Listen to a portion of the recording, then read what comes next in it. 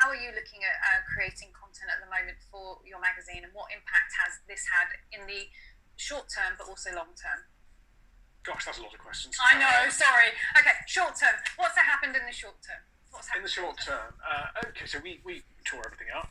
We were kind of, we've been slightly unfortunate with our timing with our Italy issue that came out just as Italy looked like being the only. You remember that happy few days when Italy looked like being the big basket case and the rest was all fine. I mean, slightly unfortunate with the Sicilies and Seychelles just as Italy went under. We then were very lucky with our timing. That was the next one, Hideaway.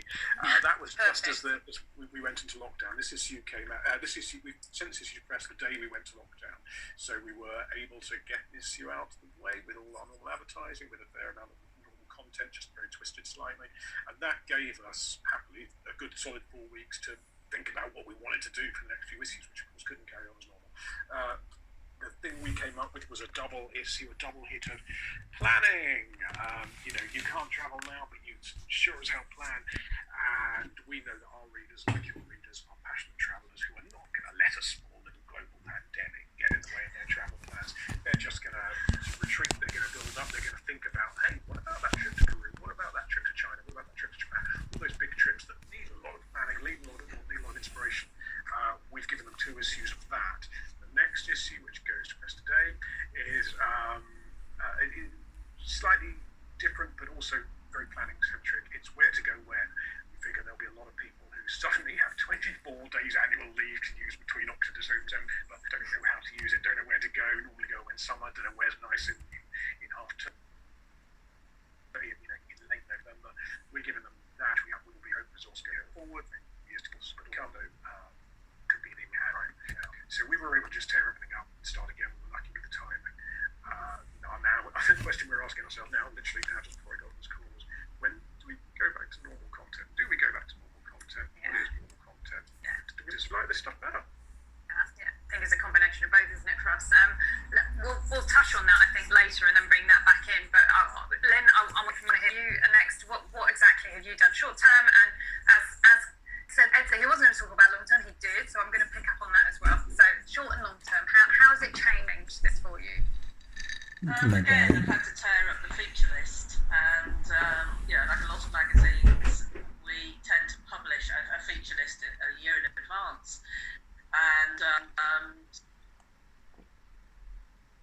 so pretty much say don't on to the content well in advance. I know, but when it's a listen, gosh, I forgot, what should we run and when, and so really we had to go back to the drawing board and almost like a startup and think, right, show what we cover, what will people be looking for, and so the issue that's out at the moment is which I was there issue, which is a bit of a campaign that we ran anyway online, and that was to encourage people to share their travel memories, because people are dreaming and they're wanting to get back out there, exactly as Ed said. And so that's worked very well for us. And it had a lot of sort of content in it that was reader generated, and also armchair travel content and so on. And the issue that we're going to press with today as well, it's really uncanny, because we found that, yes, Maria, Ed and I are all going to press today with our next issue, which is so spooky.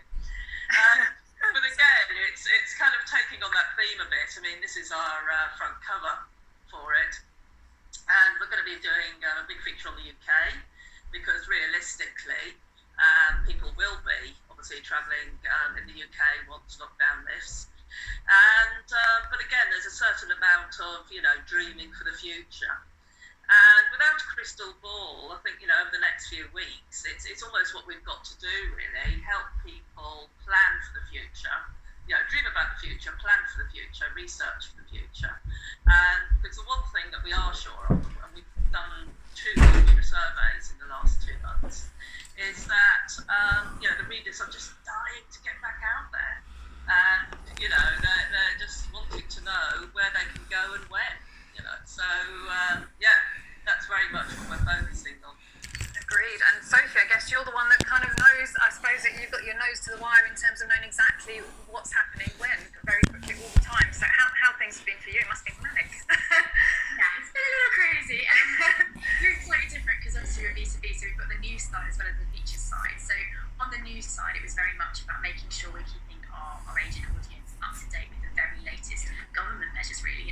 small businesses, and they needed all the advice on furloughing, the legal advice, redundancies, and then they had all of the refunds crisis. And travel has been hit so extraordinarily hard because travel agents need the staff to deal with all the refunds, but they didn't have any money coming in, so they had to then furlough the staff. So trying to deal with all those refunds, and we all saw the headlines about, my refund's taking X number of days. Well, it was no surprise because nobody had the staff to deal with them. And then on the features side, like both Lynn and Ed, we had to kind of totally rethink our destination features that we had, rip that up for now. Instead, we focused on more kind of business advice-led features. So how can you kind of support your business, your staff? We did a lot of mental well-being pieces. We're starting to now look at bringing those destination pieces back, but it's more of a focus on the destinations that are likely to be opening up, the kind of resorts and things that people will be looking at, the health and safety measures that are there, and obviously a big focus on the UK and Ireland. But we were really lucky in that we redesigned our website at the end of last year, as well as our magazine last year. So with regards to our website, we had the functionality to have hubs. So we created coronavirus news hubs and the coronavirus business support hub. And then we had a forum on there. So we had a panel of experts, and agents were writing in their questions so that we could answer all our agents' questions as quickly as possible. And they could kind of get that free legal advice that they needed. So it's been a very busy time, but yeah, exciting as well. Of course. And what kind of questions were they asking? So I'm guessing that from our side, we're going to tackle that in a little bit, talking about the refunds. But what were travel agents asking? What are their concerns? Because it's kind of nice to hear from the industry side. Because often when we do consumer webinars, it's very much like, okay, everyone's going to complain about the refunds. But from the other side, what are they all kind of trying to focus on at the moment, or worrying about? The refunds was a big issue for them as well, because they were relying on getting refunds from their tour operator partners. So although a lot of customers said the travel agent is keeping it, it wasn't the travel agent. They were trying to wait for it to get it from their supplier. So they wanted to know where their legal position was, because there was so much conflicting advice out there. And then as well, they had a lot of legal questions about furloughing questions, because I think there were just so many questions about how the furlough scheme would work, whether they could employ people. They had, they didn't know about the 3-week rule where you could employ people for 3 weeks and then let them go after 3 weeks, just so they could kind of deal with issues like that. Now it's moving on to more questions about redundancy and how best to manage that and look after their staff at the same time. And yeah, it's been a really challenging time for the sector. Yeah, it's been difficult, very, very difficult. How is TTG? How is everything there? Have you had to furlough staff? Have you coped with a smaller team? Is things looking like they're going back to normal? Exactly that. Yeah, we furloughed about half the team. We actually kept quite a big number of the editorial team on because we were just delivering so much content. But at the same time, we've developed a whole new raft of events as well. So we're doing fortnightly seminars. We launched the TTG Destinations Festival. So we were getting suppliers who tourist boards were sponsoring to be part of that, which is great to be able to get some revenue in that way. And we've just launched the Restart Travel series, so we're going to be holding a series of events focusing on different sectors, which again is getting sponsors involved. So doing all that with a limited team, Always good fun, isn't it? everyone just pulls together, don't they? They do. Absolutely. Weekly press days over Zoom, and it's amazing how quickly you can adapt when you have to. I would never have said we could have done a Zoom press day. And using Slack, that's what we used to do. I would never have said that was possible to do press day remotely, and now we do it every week.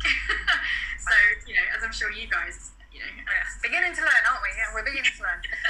Lynn, what have you found that your users or readers, or what's been the feedback? What are people asking you the most? What questions are they sort of saying to you? Okay, yeah, we want answers to this. I mean, for us, we have had some questions about refunds, but not as many as I believe Sophie would have had. About you guys? We haven't been so much asked about that or about consumer issues generally. The biggest questions we're being asked is when can people travel again and where? And so that is the thing that's coming up all the time. And our web traffic is doing incredibly well. We're over 30% up year on year. And some of that is people, looking for that type of information. We're running daily updates on destinations opening up and so on. And, that's really what people do want to know. There's certainly been a bit of concern about whether people will be affected by insurance. It does come up. They're not so much asking a question, but just making that comment that they're hoping that, they won't be too badly affected by any changes to insurance. But other than that, it's, yes, when can they travel? When will the FTO advice change? That is a real hurdle, which I'm amazed that it's being talked about more in the news. Because I think certainly to our audience, that's an inhibiting factor more than the quarantine is. And but yeah, they're just desperate to get out there. Desperate to get out, very much what's coming over. What about you? Ed? What are your readers hankering after? I think they're hankering after the regular kind of travel content. I think our readers are fairly savvy. They know what's going on. They know that we don't know anything more than they do. They know that we're there, the government making up policy pretty much on the hoof as a result of whatever they saw onto that Twitter morning. So I don't think people are expecting us to do that crystal ball stuff. They are expecting us to deliver the usual dreamy, aspirational, armchair, inspiring, helpful, useful planning content that we do normally. We took a decision. We're going to skip issues. Are we going to do double issues? We took a decision. We're going to carry on because there's still that appetite. Our readers still want that monthly dose now, as they say, more than ever. So that's what we've carried. That's what we try to provide. Oh, we couldn't carry on with monthlies, unfortunately. July, August is always our double issue anyway, but we've had to basically merge May, June, July, August was anyway, and then September, October, and then hoping that it'll be back to normal, a little bit back to normal after that. That's our aim.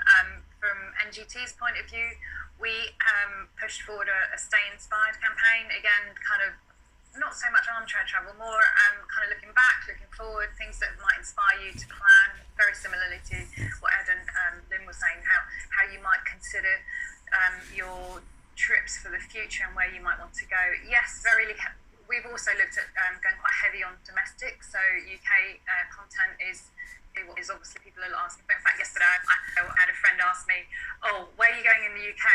Where would you recommend?" Everything seems extortionate. Help!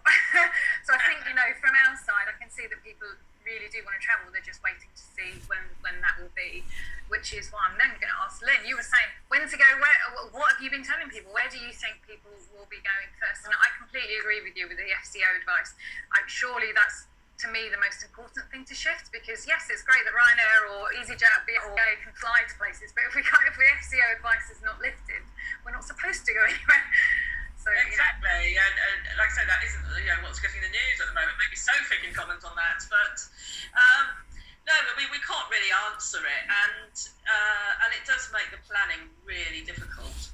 So certainly we're looking at some of the destinations. I mean, like I say, we do read a survey. We have such a close relationship with our subscribers anyway. And so we've already been asking them, just to remind us, if you like, about their wish list destinations. But we've also been trying to mirror that with kind of, where we'll be opening up. And so in the next couple of issues, there will definitely be a mix of close to home, of places that are kind of maybe short to medium haul that we think will be open, and then at least one long-haul destination as well that is a bit of a wish list or a bit more of the new frontier type stuff that obviously we're known for. And so it's trying to get that balance right, and then because the issues have also been a bit skinnier anyway, I've also got a backlog of commissioned features. And like you, we do, I think we're on a very similar schedule to you, and we do a bi-monthly in summer usually, but we're doing at least 2 bi-monthlies, still discussing whether the one after that will be or not. And so it's trying to, so I've got the kind of backlog, if you like, logjam of commission features, which are great, but it's also trying to think, okay, we need to bring in some that are places that are almost sure to open up. And it is a real guessing game, but I've got a freelance out in Iceland this week. Oh, fantastic! Your first freelancer, that's great. Is that the first one? We haven't sent anyone out yet. Have you, Ed, Sophie, have you guys sent anyone out yet? No. Lynn, you beat us to it. I like having them where they are. I'm loving the fact that all the freelancers are stuck in a little hut. They've got a battery farm coffee rabbit, which I love it. Well, this one, Mark Stratton, who's one of our regulars, he was climbing the walls. I mean, he's usually hardly ever at home, so I'm sure his partner was probably desperate to throw him out of the home because he must have been driving her mad. So, but we thought, well, no, fair enough. Iceland had announced, obviously, this week that they're open, and so he'd been approached last week. And so he'll be doing, a story straight away for the website about what it's like to travel on one of the first flights in and so on. But also then we'll have a nice feature as well, obviously, for the magazine in the next issue or two. And but it's a really scale didn't say that, and it was all Christian balls, and just got to be prepared for anything. It's true. In fact, our July-August issue, we already had it as the cover story would have been transformational travel of some description, which actually was a complete relief because that kind of feature actually really works right now. But that was a complete, it was a bit of luck that we had that placed. In terms of pulling it together, it was not so easy, but it should work. I think it'll be great when it comes out. But for future, we have been juggling. We had Italy as a cover story, Ed, but we shifted it, so we're moving it a little bit further back now, and then we're rejigging stuff. What about you? What are you looking at for the future? Where are you suggesting people might go if they ask you where to go next? Me? Gosh, anywhere you like. I love it when you come out with stuff like that.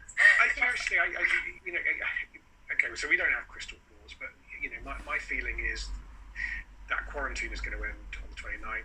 My feeling is the FCO advice can't stay up forever. My feeling, frankly, and it's not what we put in the mag, because of course you have to follow the FCO advice. You can't advise people to go somewhere that the government's telling them not to. My feeling is, just as you said, if you're climbing the walls, you can go away.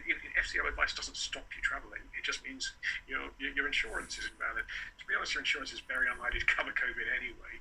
So you're kind of, our EHIC cards still work within the EU.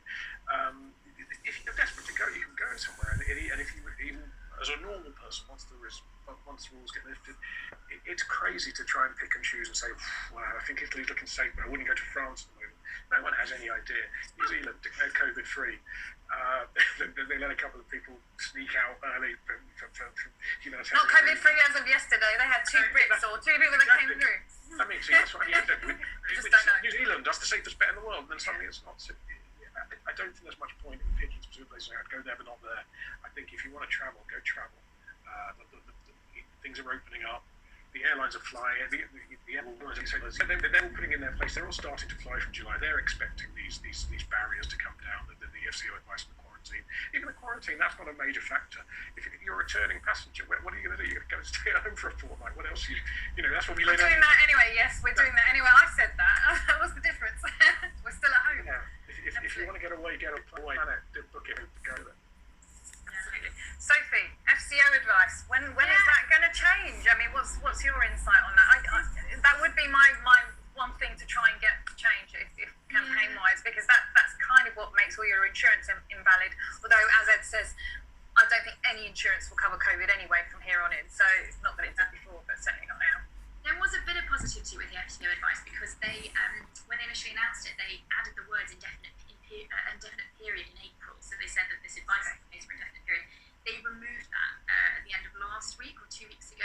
So the fact they've done that signals that perhaps we're going to see some kind of change. It just reads at the moment that it currently advises against all but essential travel. I think Ed's point is right about quarantine. I mean, the travel industry feels that quarantine is still a massive, massive issue because it's still preventing people from booking because they just see that there. Even though most people can explain it and say, but it's fine, you can sit and work from home, it still is a deterrent to people booking. So that is still a massive hurdle. But like you said, it's redundant anyway, until you can travel and the FCO advice is lifted. My Airbridge is because they've become in travel corridors, as they're officially called, from the 29th of June, and that the FCO advice will be lifted, or at least partially lifted